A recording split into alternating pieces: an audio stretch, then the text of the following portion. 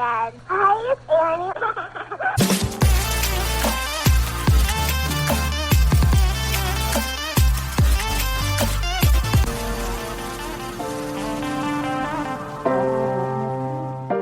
Hey. Hello.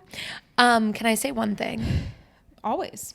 More than one if you want. I don't think it's a coincidence that the first day of spring, like that truly feels like spring, is also International Women's Day.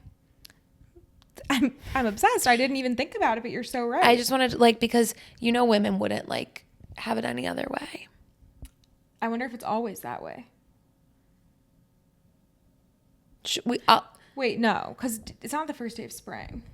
No, I'm saying it's the first day that has actually felt like spring. I see. I'm saying Sorry. it's not a coincidence that it's International Women's Day on the first warm weather day of New York that truly feels like spring. No, totally. Were you the bearer of great news this week at all about the daylight savings of it all? No, I forgot to bear the news. So you didn't tell anyone about? No, I didn't. Oh. It brought me a lot of joy, so that's kind of upsetting. I just forgot. It wasn't like the top of my priorities list this week, but I was very happy when it was daylight savings. What was at the top of your priorities list this week? I meant to say this last week, but as someone who is obsessed with coffee, I feel like we're sleeping on iced tea as a society. Okay. I feel like it had a moment in like around the time of avocado toast. Just feel like iced tea had a moment with Snapple, and then again with avocado toast and iced tea. It was kind of like a thing. Was that a thing? I don't know, in my life. Maybe for you it was. I don't know if I've ever known that to be a classic combination. Yes, and just in my life, whatever. I forgot about iced tea for probably 8 years, I'd say. And sometimes you need a little additional caffeine without it being a full cup of coffee. And I had an iced tea the other day. I am loving it. It was delicious. Was it from McDonald's? No.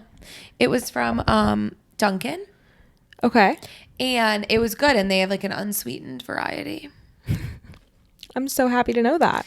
So I just I want to just bring awareness to the fact that you don't always need to have a cup of coffee at 4 p.m. You can have an iced tea instead. Or you could drink water. Yeah, that's always an option. Do you ever do a matcha? Are you a matcha girl? Oh. Can I actually talk about matcha for a second? Seems like you have a lot to say. I do, actually. Have I ever said this to you? No. Matcha is, I put it in the category The devil's lettuce. No, I put it in the category of things that people lie about. Okay. No one likes matcha. No one likes matcha. I had a matcha this morning that was delightful. Did you drink it because you wanted to tell people that you drink a matcha, or because No, can I actually tell you what happened? Okay, you're giving me a death stare right now. I think it tastes like wet grass. Okay. I actually have a good, case study in matcha.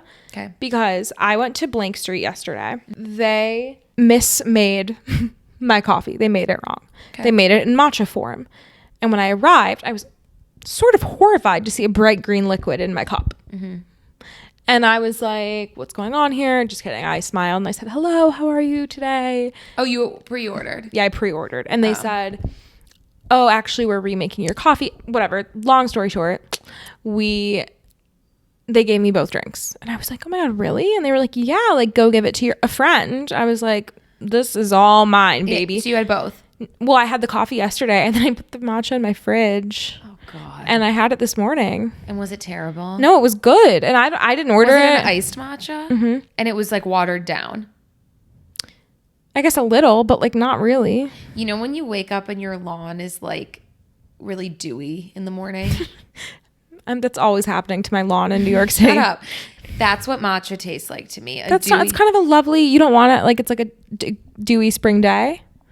A DSD. No, I'm telling you, right? So you drink that matcha, you think, delicious. I don't like it as much as coffee, but I like it. Do you have a sweetener? There was sweetener in it. Was it good? Yeah, it was delicious. It was a daydream latte, which you're a fan of, put in matcha. Okay, you need to have a more open mind. To matcha? To everything. No, just kidding. Just to matcha. Should we tell them about your shirt?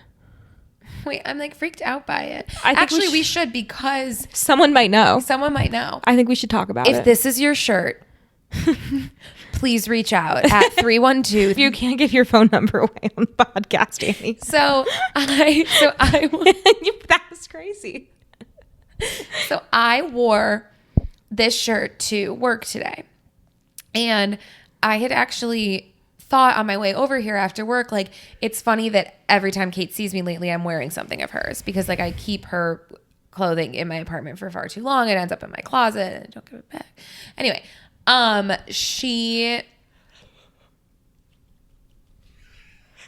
Sorry. Am I boring Sorry, you? I just like... You asked me to tell this Sorry, story. I let out a huge yawn. It's daylight savings. I'm tired. My circadian rhythm is all messed Kate, up. it's daylight savings, which means it's usually an hour earlier. My circadian rhythm gets messed up. Sorry. Am I boring you? No. Sorry, I'm a girl with a sensitive circadian rhythm. Sorry. If it makes you feel any better, my double chin is going to go crazy at that clip. So. That was happening again. I'm sorry. I'll wait. Offensive. You know when you start talking about yawns and then I'm not yawning. one of you's about to yawn. I'll wait. I'm done. We have to stop talking about it or I'm going to keep yawning. Go. So I get to Kate's apartment tonight to record and I'm like, sorry that I'm in your shirt every time sorry that I'm in your clothes every time I see you lately. No, what happened was I opened the door and I said, "Aw, cute shirt." And you said, "This is your shirt." And I said, no, it's not. And I said, yes, it is. And she said, no, Annie, that's not my shirt. And I said, I'm absolutely positive that this is your shirt. I don't have a white and blue striped shirt in my repertoire. Yeah, except the white and blue striped shirt that I lend you is not that shirt. I almost still don't believe you. But anyway, Kate's convinced that this is not her shirt, but I'm also positive that it's not my shirt. So whose shirt is it? And the other sort of mystery is there's no branding on it. Like I was like, oh, well, let's look at the tag. Let's see like where it's from. Am I losing my mind? No. Like in my mind, I was like, this is Kate's shirt, but it's not. So if this is your shirt, just know. Please reach out.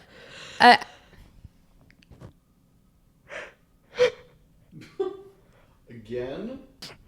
Anyway. If this is your shirt, please reach out. But there's something quite jarring about thinking that something is one way and then realizing after a day of strutting in this shirt that it's not. I genuinely, I'm like, I don't know where this shirt then came from because I never bought this. Maybe it appeared. Out of the blue? Out of thin air. Anyway, if you know, actually, if this is your short shirt or you know where one would get this exact shirt, let me know. And if you're listening, you have no idea what the fuck we're talking about, but it's kind of like a lovely little white and blue striped linen number. Anyway. It's actually giving quite CBK. Is it? She would like put on John's shirt and then like wear it to the office. Did you not see that episode? No, I did. I don't know. Are you on Zara Larson TikTok? I don't know who that is. What? I don't think I know who that is. Wait, okay. I need to say something. You saw her at Lollapalooza. She took her shirt off. What?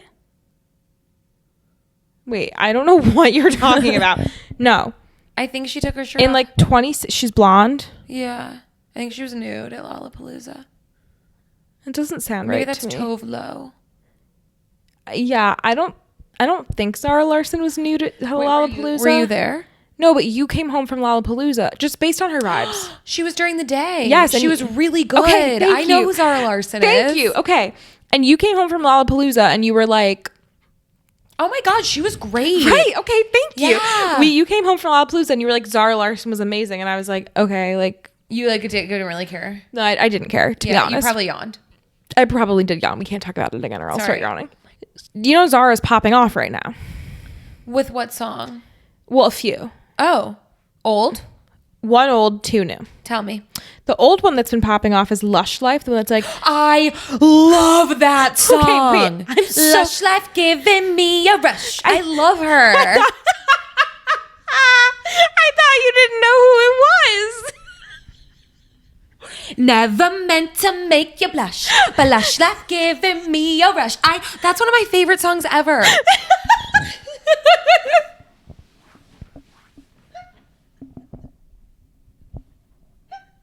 Wait, how does it start? I could probably sing the whole thing. I live my days Since I was the last, I live my life as if it were my past. And I know. living all night, all summer, living life like no other, yeah. So she exactly. You could inject that song into my veins. But also the song that's like the dog. Okay. Oh, the one that's The like, Dog Days Are Over? No. That's Florence and the Machine. Yeah. The one that's like, I just want to be part of your symphony. Okay, so that song had like... We hold me tight and not let go. Exactly, Zara. So that song has kind of had like a resurgence because of some TikTok memes. Oh. And then... Wait, I think I've seen that. the dolphin. Like, Yeah. And it's like the rainbow. Yes. That's Zara? Yes, Annie. So she's like popping off right now. And then she recently came out with a song called Midnight Sun. And what you've been liking that song. How does it go? It goes, the people don't want to listen to us sing, so maybe we cut some of the singing. But it's like Speak for yourself. the never-ending midnight sun. I don't know that one. I'm only familiar with her original classics. Okay, but then have you heard? You've Very. heard this one though. You've heard this one. I have to listen to Lush Life when I get home. I've been touring stateside, kissing my Swedish boy over FaceTime. You don't know this one? This is like the trending song on TikTok right now. Can you send me the part that's trending? That was it. Oh. Is she Australian? She's Swedish. But she kind of gives Australian, doesn't she? Yeah, she does. She also has like a 12-pack. Yeah, it's crazy. Wow, I'm really happy for her. And I do know who she is. Every time I've seen something about her recently, I'm like, is Annie feeling so proud of this like person she loved so much at Lollapalooza 2017? Come to find out, she hasn't even come across your desk and you don't remember seeing her. Wait, I do remember seeing her now. Thank you. And also, I was just so not tapped in to the version of myself at 17 years old with my little applesauce filled vodka at Lollapalooza. I think it was vodka filled applesauce. So true. That I was like knowing about culture at such a young age. Yeah. And we're bringing you back. Zara. The reason I brought her up is because she keeps bringing fans on stage to perform this viral dance with her. And she brought this boy on stage last night. Let me show you. He literally... Wait, wow. Just wait for it. No. Yes. Oh, this diva. He is absolutely killing Wait, he it. crushes it. Yeah, look at him. He's going to do it again. So anyway, anytime I'm in a bad mood, I just watch this video. I'm obsessed with him. She also just has the most like colorful, amazing, like positive little vibes in the whole world. So, I mean, there wasn't much to say. I'm loving the Zara Larsson resurgence. Wait, I am too. And I didn't know who she was. And I didn't know that I had been a fan of hers and yet, prior. You didn't know who she was, and yet she made such a profound impact on you. On my life. Wait, I am thrilled for her. Yeah. Does she like date anyone interesting? Not that I think she has a boyfriend. I just didn't know if But I'm not knowing because that's not really what makes her special, Annie. So true. So true. So true. No, she sings about her Swedish boyfriend. Her Swedish lover. Yeah. You mentioned. Yeah. I'm so obsessed. Yeah. Thank you for bringing that up. In the post this week, we'll do my Lollapalooza outfit that year. Okay, we can do a Lollapalooza outfit of me as well. We'll do both. It was really cute. Mine wasn't. That's okay. Okay. I mean, mine wouldn't be cute now. There were shorts with fringe on them. Mine was okay for the time, not great. Even worse now. Mine was good for the time, really bad now. I love looking back at an outfit and being like, you know what? We could make fun of this all we want right now. I was fucking eating. But you don't feel that way about your Lollapalooza. No, but there's other things I feel that way about. Of course. Many fits of the past. Of course. Okay, something that I would need to talk about. Mm-hmm. And I know you haven't done your homework. Oh, I meant to listen and I haven't. I don't know how else to put it other than the new Harry Styles album is so important to me. And you know when people say I don't have the words for how important it is to me, I don't think the words exist. Okay, love. It is so... It is just art. And it is art in the sense that there is a kiss all the time disco occasionally is so profoundly important to my life. And it is just this lovely, first of all, it's an album. And I was nervous about another one of my faves disappointing me. this year. Oh, like Taylor. Mm-hmm. It is from start to finish just a piece of art. And I can tell when he talks about it that he knows that he like put everything into this album. Mm-hmm. It has a very different sound than Harry's House. I would say that there are songs on it that sound like, there's a couple songs on it that sound like they came from like Made in the AM. I'm not kidding. One Direction's final album. Like, and he said, there's a couple songs like where his Coming Up Roses and Paint by Numbers, his voice is just so like stripped down. But then some of the other songs on the album are so like musically and like instrumentally like complex. It is fantastic. I really want to know what your favorite song is because they're all very different. Like I feel like a lot of Harry's House, sorry, I can't fight off the hair. I love Harry Styles to death. Like I defended him when Harry's House won Album of the Year, which like that was crazy for me to have like whatever. But I do think Harry's House, there are some songs, and I love that album to death, but like there are some songs I feel like that sound a little bit similar on that album to one another. This is not that way. And it's so good. And I feel like he's just like trying to challenge himself musically. Like Carla's song is the last song on the album, and it's a play on the Simon and Garfunkel song. What is it called? Someone's Song. I need to like not knowing that. But, and it's, he introduced Carla to Simon and Garfunkel for the first time, just like a woman in, I don't like some person who had never heard of Simon and Garfunkel. So he played them Bridge Over Troubled Water. And he was like watching someone experience music for the, like something that great for the first time and then be exposed to all of these like amazing songs and this whole like discography of Simon and Garfunkel is like, was like one of the coolest things. And so he talks about his like purpose in life being about like he just talks about like how he can do things that feel meaningful for people even though he's like in this like career that's a little bit like fun and whatever. And I think he was like reflecting a lot after Liam. He talks a little bit about that as well in the album. People think he's like alluding to the meaning of life and just like how to like, he talks a little bit in this same interview about like the importance of friendship and how like and relationships, and that like just because it ends doesn't mean it's bad, which I thought was interesting. It's all about how like people can serve a really important like role in your life even if the relationship is no longer like present. Totally. It's a really great album.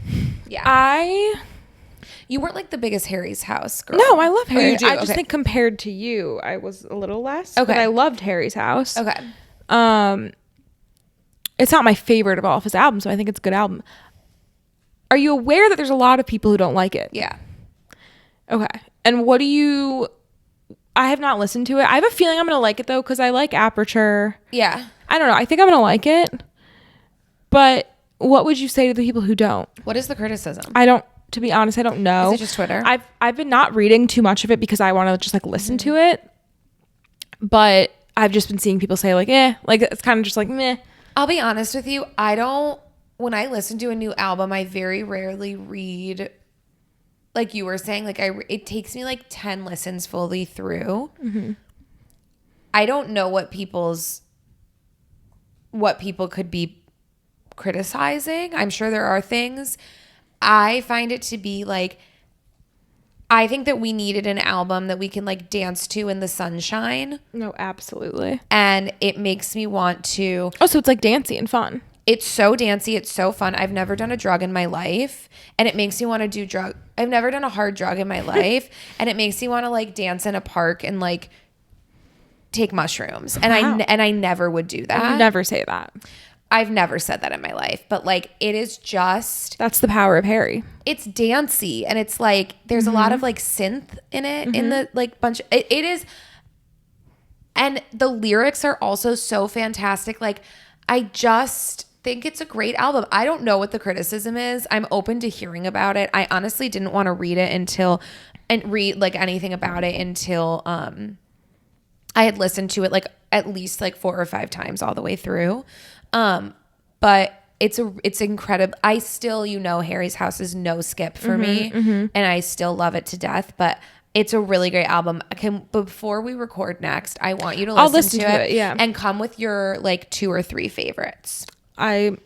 happily. Okay, amazing. No One Direction, pun intended. No, exactly. I'm glad you like it though. It's like there's really nothing good. worse than an artist coming out with an album that you don't like. As discussed on this podcast many times before. Today's the 2-year anniversary, or maybe yesterday was, of Eternal Sunshine, the best album of all time. Is that your best? Is that your... It's not actually my best album of all time, but Ariana Grande's recent album, Eternal Sunshine, is like, I think it's one of the few albums that's come out in the last... Actually, I would put Cowboy Carter in this category too. Like, upon immediate first listen, I was like, this is a fantastic album. Yes. Even like I love Tortured Poets. It took me months. Yeah, it did. Like, a lot of times things take me a while, or sometimes I'll really like something. Honestly, the first time I listened to Tortured Poets, the first time I listened to Life of a Showgirl, Yeah. I liked it. And then it wasn't until I listened to it the second time that I was like, actually, I'm not so sure. And then none of it really stuck with me. Like, it's really rare that I just listen to an album for the first time and I'm like, oh, This is amazing. this is so good. And then it like stays with me. Yeah. I love Eternal Sunshine. And I feel that way about Cowboy Carter. I just got the chills thinking about listening to Cowboy Carter for the first time through again. Like every song. When I listened to American Requiem the first time I ever heard it, I was like, this is the best song I've ever heard in my life. Yeah, it's so good. But Eternal Sunshine also. We'll need to figure out if we can go see Ari. I know. We'll make it happen. I think you need to see that. I think I do too. I think you need to see that. I do. I do too. Yeah. You know what we need to do soon is go to an Ariana Grande Soul Cycle class. I would love that. I think that would be great because I think they'll do like Ariana Grande through the years. I did a Soul Cycle class the day after Positions came out. You also did. There was a couple Ariana Grande songs when I took you to that class the day after your horrific breakup. Should we talk about that day? Yeah, actually. It's kind of a funny story. We actually tell a different story about this era that's also really funny. Sure. Or was this the same day when you cried in front of the children? Different day. So, like, for about a month after Kate graduated from Northwestern and after my freshman year of college, we were both living at home and I was nannying for these 3 kids. And I was nannying for them, like, 5 days a week. Like, I was going all the time. And Kate and her ex-boyfriend he had just broken her heart. And I didn't take it very well. No, and it was like actually I made it everyone's problem. No, but it was actually like so fucking crazy and like whatever. Kate was really upset. And I was like, you should just like come to work with me. Which in hindsight, like why? No, here's why. Because I was broken up with completely out of the blue on like a Sunday. And you know when you kind of have to be like watched? Like I wasn't going to like do anything bad, but I just like, you know when like you're like you just want to like be with someone you're going through a hard time. Yeah. My parents were working. I had nothing to do. Yeah, so I was like, come to this family's home with me and like you can just like watch me nanny them. Yeah. And this was the day after. Like I think it was literally the day after. The day after. So Kate was like, okay. Actually, I think you were like, no. And I was like, I'm not asking. I'm telling you. So I put her in the car. I remember I was wearing all black. I was about to say. You had like a black sweatshirt on and sweatpants. Yeah. And we like go to this. And sort of just like a dark aura overall. It was a 4-month-old, a 2-year-old, and a... No, it was like a 4-month-old, a 1-year-old, and a... Like 3 or 4-year-old. 4-month-old and 1-year-old makes no sense. No, like 1.5. Yeah. And like, yeah. And like, I remember I put the 4-month-old down and like, whatever, I walked downstairs and Kate's sitting on the couch and there was no expectations that you would be like taking care of them by any means. No, I wasn't like getting paid. I was just like there. Like the mom was like kindly allowing me to just like weirdly be there. I think she like knew. I think you told her. I did. And so Kate's which like, honestly, like, if I was a mom and like my babysitter called me and was like, hey, so like my emotionally unstable older sister was just dumped. Could she come hang with your kids? I'd probably be like, no, that's definitely not how I phrased it. I definitely was like, but it was the truth. She wants to meet them. Meanwhile, she's sitting on their couch. I just wanted to be dead. No, I'm kidding. She's kind her of. and I would like, they would watch Blippi. If you know, you know. Of course. And And the middle and the oldest were watching Blippi, and Kate is sitting on the couch. And like the kids, like when kids watch TV, they're like dialed in. And so we think they're like dialed into the TV. And I walk downstairs after putting the youngest one to sleep. And Kate just looks at me and says something, and I say something back, and you get really upset and you start crying. And all of a sudden, the two of them are like, they turn around and they just start staring at me. And they're like this. Like, that's our thing. Like, they were like, cry. Why is this adult crying? Like, I've never met this human before. Like, yeah, who are you? She looks really beat up right now. Like, she looks horrible. Who are you? And why are you crying? And why are you crying? Mm-hmm. But then, little did we know that you and the oldest daughter were going to, like, create memories that will last a lifetime. I just, like, understood her deeply. You did, and I think she maybe weirdly understood you deeply. She was like, you know what?